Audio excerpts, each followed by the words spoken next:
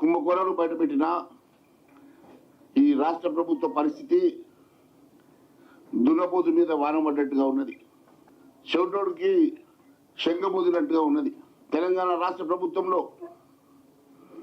అసలు నిజంగా కూడా పాలన ఉన్నదా, పారదర్శకత ఉన్నదా, జవాబుదారీతనం ఉన్నదా అర్థం కానటువంటి దుస్థితిలో ఈ రాష్ట్ర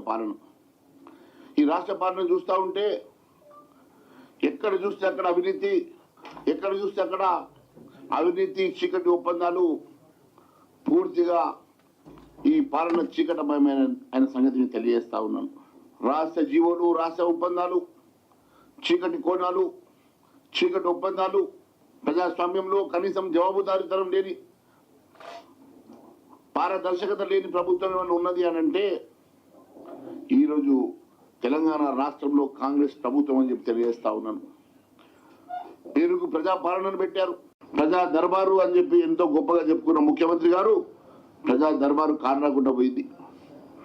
ప్రజాపాలన పేరు మీద ఈరోజు రాక్షస పాలన నడుస్తూ ఉన్నది. ప్రజాపాలన పేరు మీద ఈరోజు తెలంగాణ రాష్ట్రంలో రేవంత్ బాబా 11 మంది దొంగలు, రేవంత్ బాబా 11 దొంగల మాదిరి ఎవరికి వాళ్ళ కౌంటర్లు, ఎవరికి వాళ్ళ ఆలోచనలు.